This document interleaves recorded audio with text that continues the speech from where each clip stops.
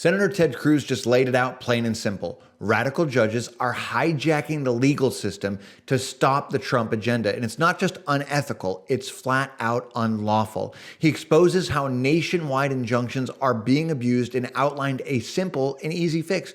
Require 3 panel judges to sign off before those rulings can take effect.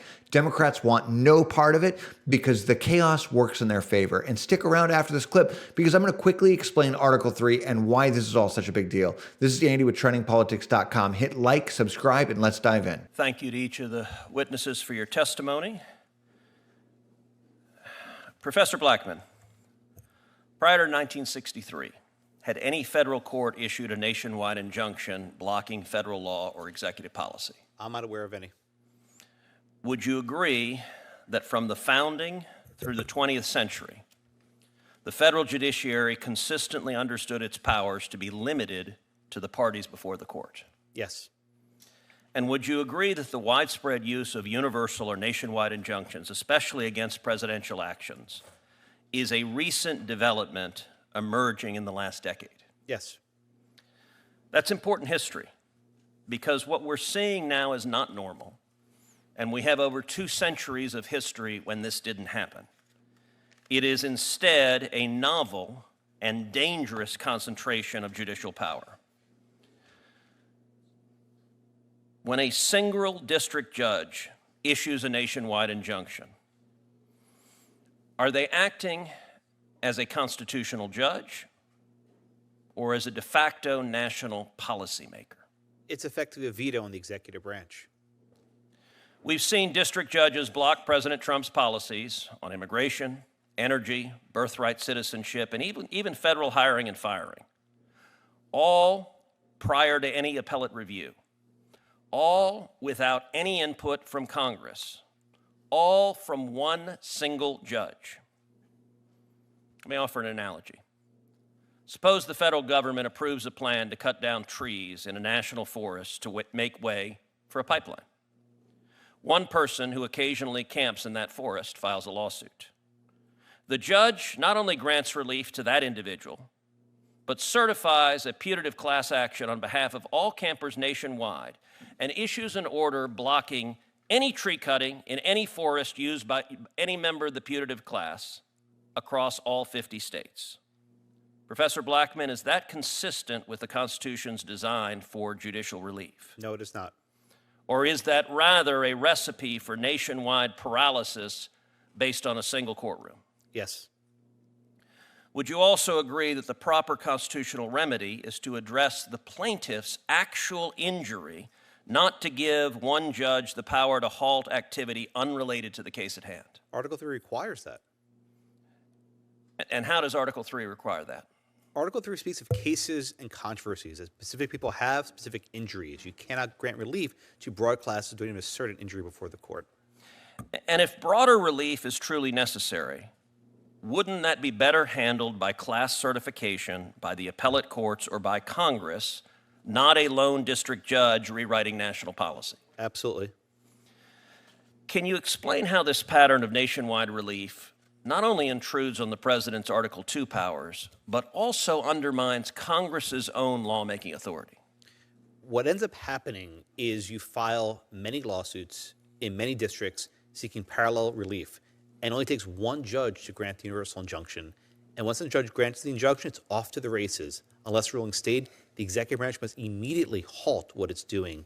And this has really changed the way the executive branch in the course of operating, as you said, over the past decade. And I think this time is ripe to actually address this issue and figure a way to stop this sort of insanity. We can't leave it to the Supreme Court to figure everything out. And Professor Blackman, your testimony outlines structural reforms that Congress could enact to restore balance. Can you explain how requiring a 3-judge panel drawn from both district and circuit judges would deter judicial overreach and restore legitimacy to preliminary relief? Well, this is how Congress ran things for much of the 20th century. They stopped in the 60s and 70s.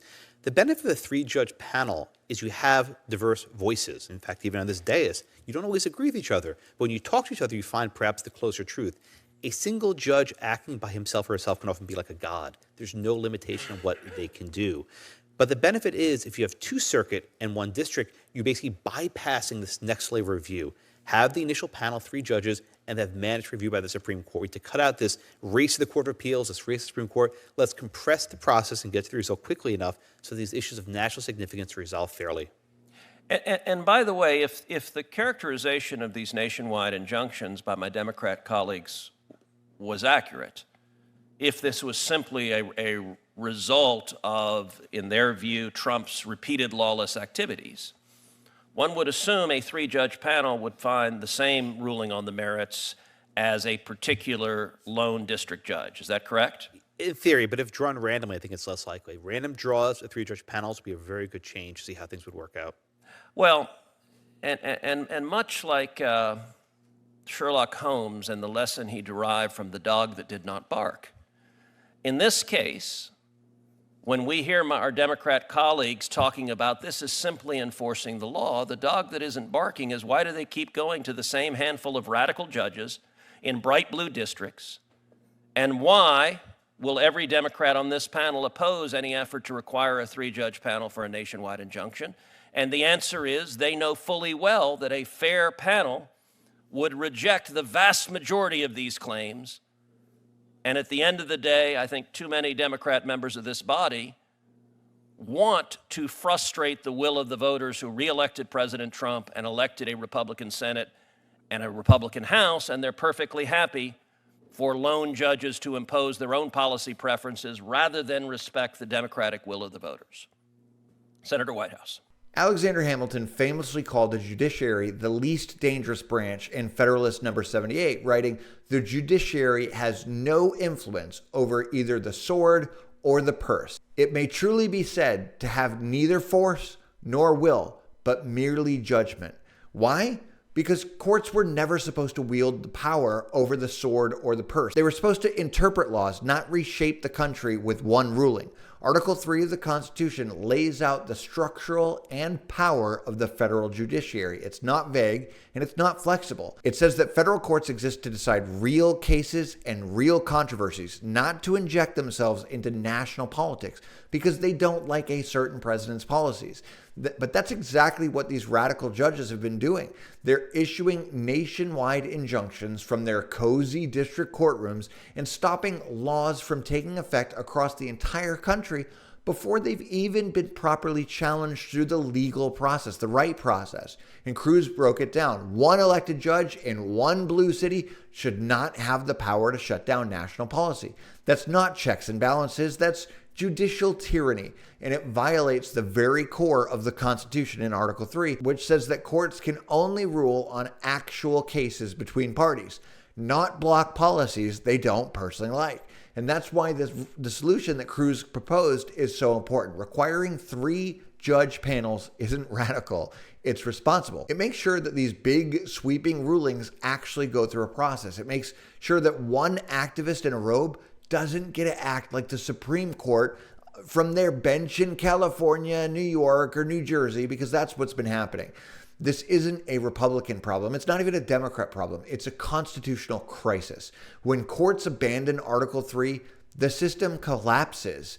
Executive orders get frozen before they even start, and laws passed by Congress get shut down without full review. And voters, you and I, we've lost our voice because judges start making policy instead of interpreting law. So when Cruz goes after this abuse, he's not just defending Trump, he's defending the entire Constitution. The question now is, will anyone have the guts to back him up? This is Andy with TrendingPolitics.com. Stay informed, stay vigilant, and I'll see you next time.